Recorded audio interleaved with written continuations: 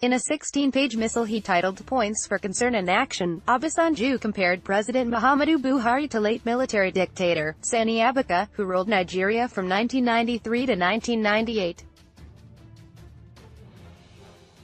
Obasanjo also claimed that President Buhari has all but concluded plans to rig himself back into power in cahoots with the Electoral Commission. However, in a statement issued by Garba Shehu, who is Senior Special Assistant on Media and Publicity to the President, the Presidency said Obasanjo is only displaying the attributes of an ill person who could use the services of a doctor as soon as possible. Former President Olusegun Obasanjo can't stand Buhari anymore. Punch. The 16-page letter the former president, Chief Olusegun Obasanjo, wrote to President Muhammadu Buhari and released this afternoon is the last push by desperate politicians who can't handle the president politically and have resorted to subterfuge. Our first message to the former president is that he needs a good doctor for good treatment and to say to him, get well soon, the statement from Shehu read. Obasanjo angry that he can't control Buhari. Presidency says the presidency added that Obasanjo is only bitter with Buhari because he hasn't been able to dictate what happens in Aso Rock.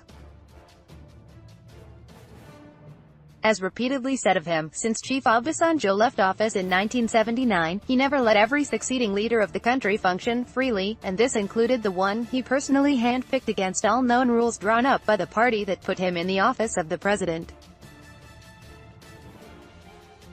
But Chief Obasanjo is jealous because President Buhari has more esteem than him, and the sooner he learns to respect him the better.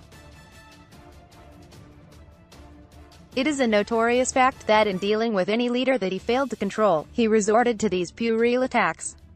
As the grand patron, more correctly the grandfather of corruption as described by the National Assembly, Chief Obasanjo released today's letter purely for the reason of rescuing his thriving corruption establishment, the statement added.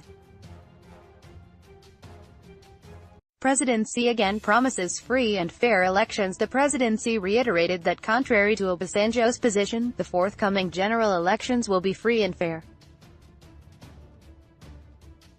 The elections starting in February will be free and fair as promised the nation and the international community by President Buhari. What Chief Obasanjo and his co-travelers in the PDP should expect is that from the outcome, we will teach them a political lesson that they will never forget.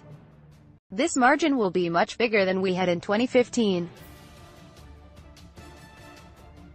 Claims that President Buhari and the All Progressives Congress (APC) have embarked on the president's self-succession project by recruiting collation officers who are already awarding results based on their projects to actualize the perpetuation agenda, in which the people will not matter and the votes will not count, is not only utterly false but a copious note from the book on the failed third-term agenda of President Obasanjo, President Muhammadu Buhari on the campaign trail. Bayooma Boriowo, the man, President Buhari, who has taken Nigeria's reputation to a higher level internationally and is working hard to improve on the records of elections he found in place, cannot descend to the level that Obasanjo has himself sunk. As for his attacks of the administration's records in fighting corruption, what the former president said is no more than evidence that President Buhari's war against corruption is succeeding. They thought it is all a joke, a leader who took $16 billion United States dollars upfront to supply electric power yet failed to add a single megawatt to the national grid, and to date, there is no trace of the money is jittery that he will be called to account. He is a coward. Chief Obasanjo, manifesting a confused state of mind, blames President Buhari for the fall of Libya into a failed state and the unholy alliance between the Boko Haram terrorists and the ISIS, while at the same time calling it an African problem, saying, the struggle must be for all West African, Central African, North African and most East African states, which really does not amount to saying anything new. Nigerians looked up to him as a role model and a ray of hope to ethical and clean leadership until President Yar'Adua called him out to explain what happened to the $16 billion of taxpayers' money.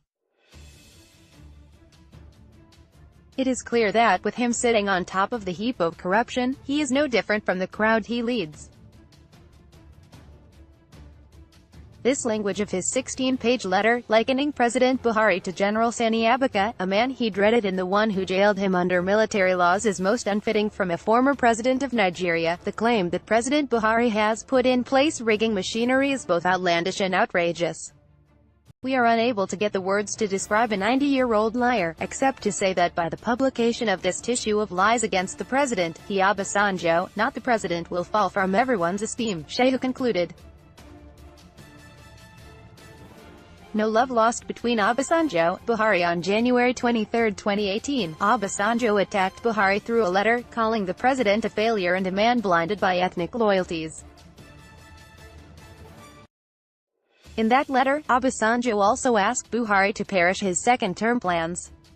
Happier times, Obasanjo, left chats with Buhari, then president-elect, after the 2015 elections. The nation, whatever may be the state of President Buhari's health today, he should neither overpush his luck nor overtax the patience and tolerance of Nigerians for him, no matter what his self-serving, so-called advisors, who would claim that they love him more than God loves him and that without him, there would be no Nigeria, say. President Buhari needs a dignified and honorable dismount from the horse. He needs to have time to reflect, refurbish physically and recoup, and after appropriate rest, once again, join the stock of Nigerian leaders whose experience, influence, wisdom and outreach can be deployed on the sideline for the good of the country, Obasanjo wrote.